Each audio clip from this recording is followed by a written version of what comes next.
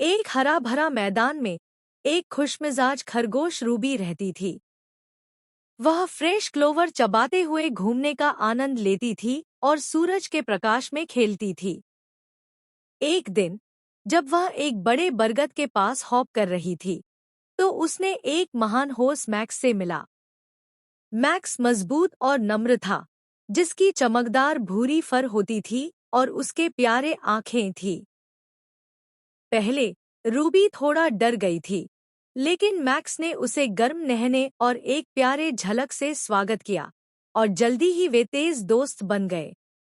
एक सूरजमुखी सुबह को रूबी और मैक्स ने मिलकर जंगल का अन्वेषण करने का निर्णय किया। वे घूमते हुए लघुराष्ट्रियों के कुंजी के रास्तों से गुजरते हुए, हंसते हुए और कहानियों को साझा करते हुए चले गए। अचानक वे एक चमकीली नदी पर पहुंचे, जिसके स्पष्ट पानी सूर्य किरण में चमक रहे थे। रूबी उत्साहित हो गई थी कि वह तैर नहीं सकती थी।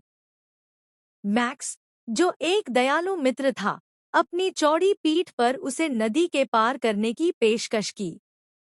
आभारी मुस्कान के साथ रूबी मैक्स की पीठ पर हॉप की, और साथ में वे सलामती से नदी को पार कर गए। जब वे अपने अनुसंधान को जारी रखते हुए अपनी यात्रा को आगे बढ़ाते थे, तो उन्होंने झाँककर मदद के लिए बुश में एक कमजोर आवाज सुनी। हिचकिचाहट के साथ रूबी और मैक्स जांच करने के लिए भागे। उनकी सुर्खियों की चौंका देने वाली बात है, वे एक छोटी सी चिड़िया को जकड़े हुए डाली। चिड़िया ने समझाया कि वह अपने घोंसले से गिर गई थी और वह उसे वापस उड़ने में सक्षम नहीं थी। रूबी और मैक्स ने मिलकर काम किया, जहां रूबी ने धीरे धीरे बाजू का प्रयोग करते हुए चिड़िया को मुक्त किया, जबकि मैक्स ने समर्थन और प्रोत्साहन प्रदान किया।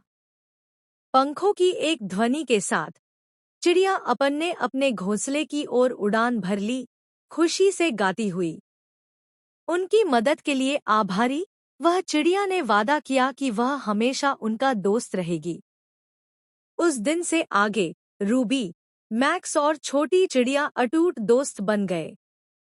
वे अपने दिनों को मैदान की खोज में बिताते, खेलते और जब चाहें तो एक दूसरे की मदद करते थे।